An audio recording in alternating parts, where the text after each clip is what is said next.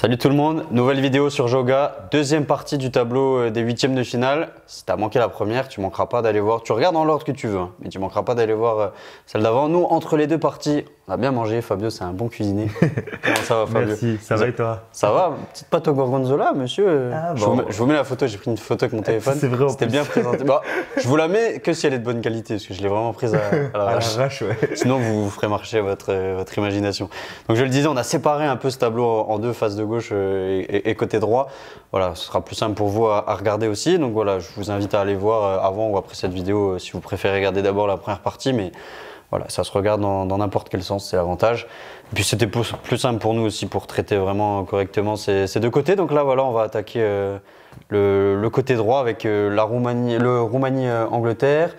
J'essaie de voir les autres affiches, j'ai une pub qui s'affiche. Roumanie-Pays-Bas, ouais. J'ai vu. Ouais, Roumanie-Pays-Bas. Ouais. Je suis en galère. Ouais, je sais, j'ai vu que ça t'a. Roumanie-Pays-Bas, je dis des bêtises en plus.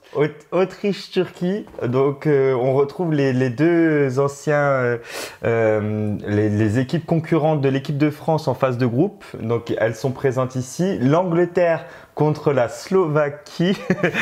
Là, il faut voir le vidéo pour comprendre l'hésitation, elle vient de là. Et en tout cas, Suisse-Italie, le dernier match qui semble être ça semble être le match qui va être le plus disputé, a priori sur papier. Pas mal celui-là. Donc voilà, Suisse-Italie, si on va entendre à nouveau les coups de klaxon des Italiens. De nos amis italiens, je pense. Après avoir décroché un nul à la 95e, c'est plus ce que c'était le foot. Hein. Ouais, c'est ça. Je suis content de tellement peu, quoi. Ouais, mais ils ont fêté ça, j'ai l'impression qu'ils avaient déjà gagné. Moi, chez moi aussi, ça klaxonnait de fou. Mais partout, t'inquiète, j'ai parlé de nord en sud, c'était partout pareil. Donc bon, on va faire dans ce petit ordre-là, on va parler de la Roumanie qui a fini première de son groupe. Petite surprise tout de même. Hein, on les attendait pas là, mais en fait c'est un peu c'est la thématique de cette partie-là du tableau, c'est quelle équipe peut créer la surprise. Est-ce qu'il y a une équipe surprise qui peut aller au bout, au-delà peut-être des favoris de ce côté, si on prend l'Angleterre, les Pays-Bas et l'Italie par exemple. Est-ce qu'il y a une équipe surprise, tu vois, qui peut aller au bout? Et c'est vrai que cette équipe de Roumanie, on l'attendait pas première de son groupe. Ouais, non, c'est clair. Elle a fait le travail sur cette phase de groupe. Elle s'en sort très bien, notamment face à la Belgique. Donc, elle arrive à se hisser jusqu'à ce stade de la compétition. On va voir si les Pays-Bas ils redressent un petit peu la barre, parce que les Pays-Bas qui avaient bien démarré en arrachant la victoire face à la Pologne, mais ensuite ça a été poussif contre l'équipe de France. Ils ont presque refusé le jeu. Ils se sont fait punir contre l'Autriche. C'est-à-dire que là je mets pas l'extrait, hein, mais je les ai encensés quand je les ai vus jouer en amical et tout. Je me suis dit ça y est, c'est l'équipe du siècle. Et l'autre il est venu avec son bandeau NBA, il a tout niqué, il a tout gâché. On parle des mêmes fils de paille. Et après ils ont joué contre des adversaires légers, hein, en Landor notamment, qui mettent 4-0 il me semble. Donc c'était des adversaires légers. Je dis ça, mais ils s'en sortent quand même bien au final, parce qu'ils basculent sur cette partie de tableau en étant troisième et ils jouent la Roumanie qui n'est pas un adversaire, qui n'est pas un vrai numéro 1 de phase de groupe normalement. Donc on va suivre ça, est-ce qu'ils vont redresser la barre et savoir redonner un élan à leur euro là maintenant? Pour moi, la Roumanie peut faire un coup, parce que justement cette équipe… Tu les vois continuer? Cette équipe des Pays-Bas, elle n'est pas, tu vois, elle est pas au sommet de sa forme. Memphis Depay, là il a marqué, mais… Voilà, il joue en numéro 9. C'est les individualités. Je le trouve en deçà. Ouais, tu vois, un Xavi Simons, il est même sorti du 11 à un moment donné.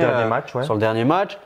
Devant, de toute façon, tu avais le petit Malen. Je dis le petit comme si c'était mon petit cousin, mais il a fait des bonnes entrées. Bon, là, il a joué titulaire, il a marqué contre son camp, le pauvre. Mais je trouve que dans la percussion, il amène. Et pour moi, le leader de cette attaque, c'est Cody Gakpo. Alors, s'il y a un grand Cody Gakpo, les Pays-Bas peuvent faire quelque chose, mais… Tu vois, moi je me dis, la Roumanie, s'ils avaient joué une équipe comme l'Allemagne par exemple, tu vois, je les voyais moins faire un coup. Alors que là, je me dis que justement, c'est un gros sans être un gros. Ils vont laisser peut-être le ballon aux Pays-Bas. Tu vois, c'est un match qui peut être bien pour eux, je trouve. Le problème que j'ai moi avec la Roumanie, c'est que bon, on en parle comme d'un premier, mais ils ont que 4 points. Ils ont tous fini à 4 points dans ce groupe-là. C'est le bémol de ce groupe-là. Avec la Belgique, la Slovaquie, l'Ukraine, ils sont tous les 3 à 4 points. Donc ils n'ont pas fait non plus une phase de groupe exceptionnelle en étant premier. Ils ont fait un bon premier match, une bonne attaque contre l'Ukraine. L'Ukraine qui n'a pas répondu présent, ça leur coûte là, parce que les 3 autres se qualifient et pas eux. Je sais pas. Moi, ce qui me surprend aussi du côté des Pays-Bas, c'est le fait qu'ils aient pas une défense solide. Ils prennent 3 buts contre l'Autriche. Pourtant, quand tu vois. Après, l'Autriche, on en parlera après, mais l'Autriche, c'est une équipe qui met de l'allant et qui met du rythme. Voilà, c'est ça. Qui a ce rythme-là, avec les joueurs notamment, presque tous, enfin pour beaucoup, passés en Bundesliga. Ils ont ces caractéristiques-là d'équipe qui met de l'intensité physique dans les courses et qui va de l'avant. Mais malgré ça, je pensais que les Pays-Bas allaient se montrer solides. La France a réussi à verrouiller face à cette équipe-là, à pas encaisser de but face à l'Autriche. J'attendais la même chose du côté des Pays-Bas parce que quand même, De Vrij, Van Dijk, c'est une défense qui est solide de ce point de vue-là. Ils ont Nathan Ake, qui est aussi un latéral, un petit peu l'équivalent d'un Jules Koundé, droite-gauche, mais voilà, qui va permettre d'avoir cette assise défensive. Et bon, pour l'instant, j'ai pas retrouvé ça, mais je pense que là, tout de même, pour moi, c'est les Pays-Bas qui vont un peu redresser la barre sur ce match-là. Toi, tu mets une pièce sur les Pays-Bas, alors? Plutôt face à la Roumanie, ouais. Face à cet adversaire-là, je vois les Pays-Bas passer. Et l'Autriche, on le disait, tu vois, face à la Turquie. Moi, l'Autriche, c'est un peu. Alors, moi, j'avais mis ma révélation en Géorgie avant le début de l'Euro. Avec ce que je vois sur le début de cet Euro, l'Autriche, ça peut être vraiment parmi ces équipes-là, de seconde zone, entre guillemets, sans manquer de respect. C'est peut-être la mieux armée pour faire un truc. Je mets la Suisse un peu hors de cette catégorie, parce que pour moi, la Suisse, elle est un peu entre deux. Mais sur ces équipes-là, c'est vrai que l'Autriche est très séduisante. C'est une équipe joueuse qui met beaucoup d'intensité dans ses matchs. Alors après, est-ce que sur les deuxièmes mi-temps ou les fins de match, surtout là, c'est des matchs à élimination directe. Là, ils vont devoir gérer ce paramètre aussi, parce qu'ils ne pourront pas se permettre de faire autant d'efforts qu'à l'accoutumée. Mais je pense que l'Autriche, ça va. Pour eux, j'ai beaucoup de confiance et je pense qu'ils vont aller jusqu'en demi-finale. Je pense que. Tu te mouilles aujourd'hui. Ouais, je pense. Je pense qu'ils vont passer le vainqueur de. Il fait chaud là, il se mouille. C'est ça. Prends le tuyau d'arrosage. Allez, on se mouille la nuque et. Ouais, mouille la nuque et il plonge quoi. Ah, si seulement on y allait. Non, mais je pense que l'Autriche. Je pense qu'elle va passer contre la Turquie. Je pense qu'ensuite Roumanie, Pays-Bas. Pourtant, Turquie, ouais, c'est vrai que Turquie, c'était une équipe joueuse, mais qui a pris 3 buts, qui a montré de la fragilité, beaucoup de fragilité défensive face au Portugal. C'est vrai. Et après, bon, elle a su réagir là sur le match contre la Tchéquie, mais voilà. Et contre la Géorgie, bon, on a beaucoup parlé de la Géorgie sur la première vidéo, enfin donc sur l'autre vidéo en tout cas. Mais ouais, je pense qu'ils ont fait le travail. C'est une équipe qui a été joueuse à ces moments-là avec Arda Güler et certains joueurs qui sont techniques. Çalhanoğlu qui tient quand même son équipe en sélection. Mais je pense que là, l'Autriche met beaucoup plus d'intensité, beaucoup plus de rythme. Et je pense que ça va vraiment contraindre les Turcs à défendre. Ils ne sont pas forcément bons dans cet exercice-là. C'est une équipe qui met beaucoup de buts quand même, l'Autriche. C'est peut-être pour ça que c'est vrai qu'ils sont plus à même de faire la diff que la Turquie en fait. Et on le disait déjà aussi, quand ils étaient dans le groupe de l'équipe de France. Tu vois, on disait attention, l'équipe de France, tout ça, voilà. Là, on s'en veut un petit peu que la France n'ait pas basculé sur cette seconde partie de tableau, en tout cas, ce côté un peu plus clément sur le papier. Mais la réalité, c'est que l'Autriche a fait le travail. L'Autriche, ils ont été chercher leur victoire face aux Pays-Bas. Ils n'ont pas refusé le jeu, ils y sont allés. Contre l'équipe de France, dès le premier match, ils ont mis beaucoup d'intensité. Ils perdent seulement 1-0 sur un CSC. Ça a été un peu la faute à pas de chance pour eux. Ils mettent 6 buts. Et en 4 matchs. Ils sont plutôt, ils sont costauds. L'Autriche, ils m'ont fait très bonne impression et je pense que c'est la plus forte équipe pour aller se qualifier jusqu'en demi-finale. Plus que la Suisse, par exemple, sur le Suisse-Italie. C'est pour ça que je dis jusqu'en demi-finale, c'est sur ces deux confrontations-là et le potentiel quart de finale en me projetant. Tu vois, sur ces deux matchs-là, voilà, c'est scindé. Après, par contre, là, on peut descendre d'un cran. On va faire dans l'ordre. On va parler d'abord de l'Angleterre. Angleterre-Slovaquie. C'est ça? J'ai toujours le doute, j'aurai le doute jusqu'à la fin. C'est crampé, c'est extrait pour te piéger. Ouais, vivement qu'il y en ait une des deux qui sorte. Après, je m'en fous qu'il y en ait une des deux qui se qualifie, mais que j'en ai plus qu'une à retenir. Mais à l'Angleterre, ils s'en sortent bien parce qu'ils héritent avec ce non-match, encore une fois, sur le troisième match. Ils vont chercher le nul, ils s'en sortent premiers, ils passent à droite, tu vois. Ils nous ont tous déçus, je pense. Ils étaient clairement affichés comme un favori pour ce tournoi. Ils avaient une très belle génération, ils ont beaucoup gagné des tournois dans les catégories de jeunes et tout. Ils avaient un potentiel offensif qui était assez monstrueux. La réalité, c'est qu'on a eu du mal à les voir tourner. Ils font tourner sur le dernier match, mais il se passe rien. Finalement, ils ont pas mis beaucoup de buts. Et là, le tableau fait qu'ils peuvent aller loin. C'est 2 buts marqués seulement. Et ils vont peut-être aller loin, mais moi je vois pas comment en fait. Je vois pas comment là tu me dis 2 buts marqués, je vois l'équipe, il aligne à chaque fois la même équipe, ça fonctionne pas, il réaligne le même 11. Le troisième match, il réaligne le même 11, il change un joueur. Dans le milieu, ouais. Pour au final sortir, donc c'est Gallagher dont on parle, pour le sortir à la mi-temps et mettre Kobbie Mainoo, choix qu'il fallait faire bien avant. Cole Palmer, enfin, qui rentre, mais il a 20 minutes pour 70e minute, enfin, c'est beaucoup trop peu. Ça, c'est un joueur qui doit déjà rentrer en cours de match sur les 2 premiers matchs, et le 3e match, il doit démarrer. Si dans une logique d'être en gestion et de tout donner sur la phase finale, pour moi, il doit démarrer.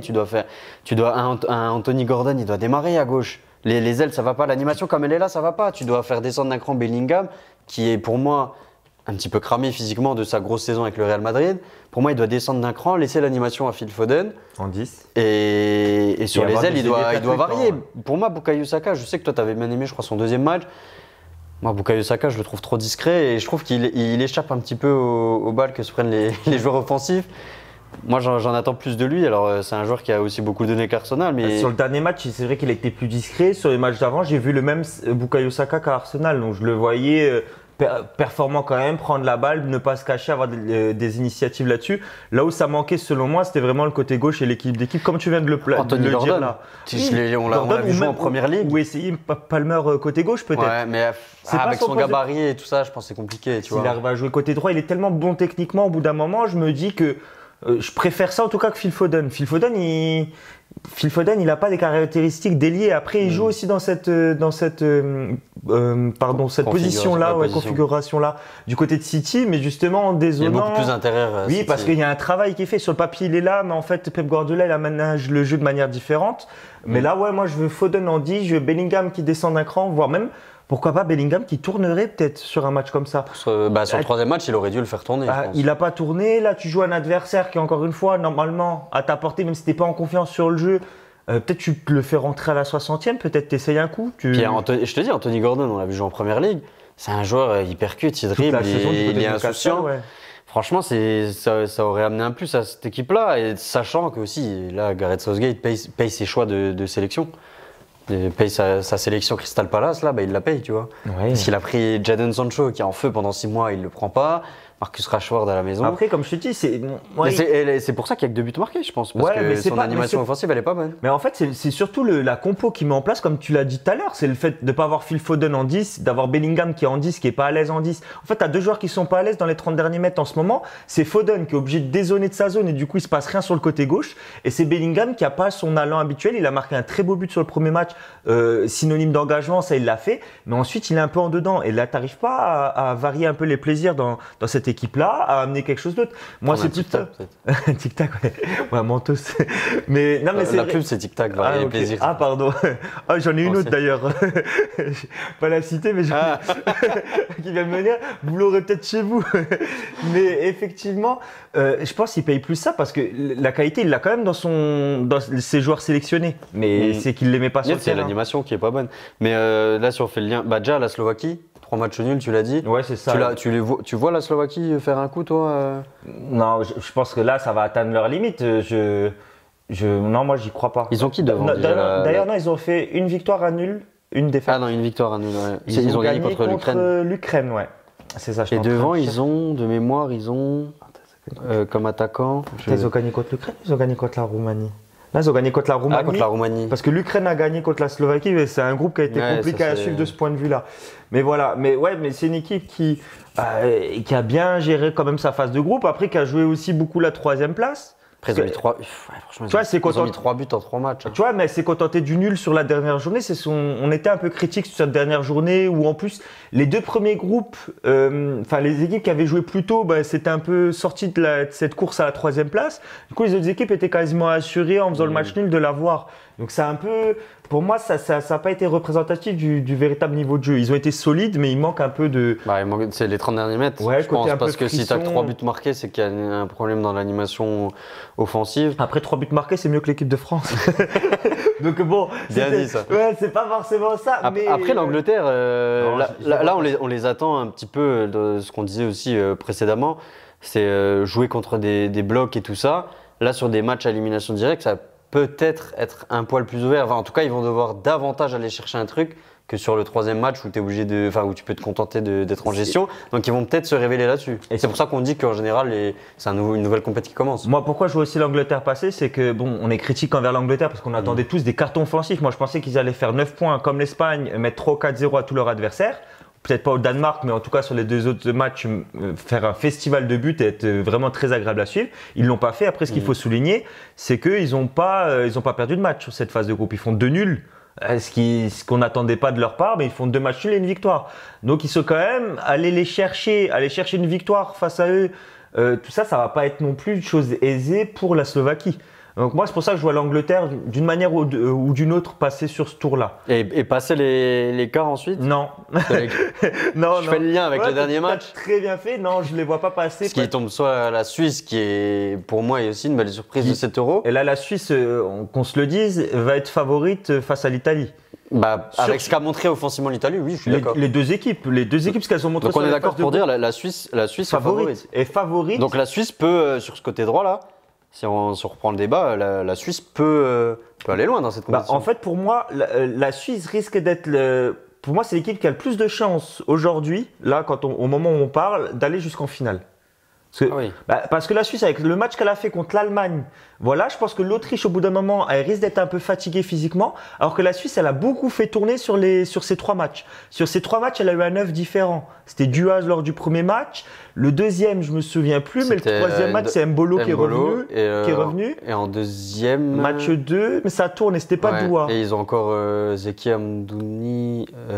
Qui est sur une rotation. Mais en tout cas, ils ont concerné beaucoup de joueurs sur cette phase de groupe pour garder de la fraîcheur. Ils ont fait un match ultra convaincant face à l'Allemagne. Lors de leur dernier match, ils se font rejoindre à la toute dernière minute, mais pour eux, c'était pas de chance parce qu'ils méritaient vraiment la victoire. Puis comme on le disait, ils ont une forte colonne vertébrale. Ils ont Akanji, Xhaka. Comme on disait, mais sauf que on l'a pas dit parce que c'était sur une vidéo qui n'est pas sortie. Ah oui. C'est sur une vidéo sur laquelle on a un petit problème technique. On peut le redire. Du coup, on peut le redire. Donc tu me balances là.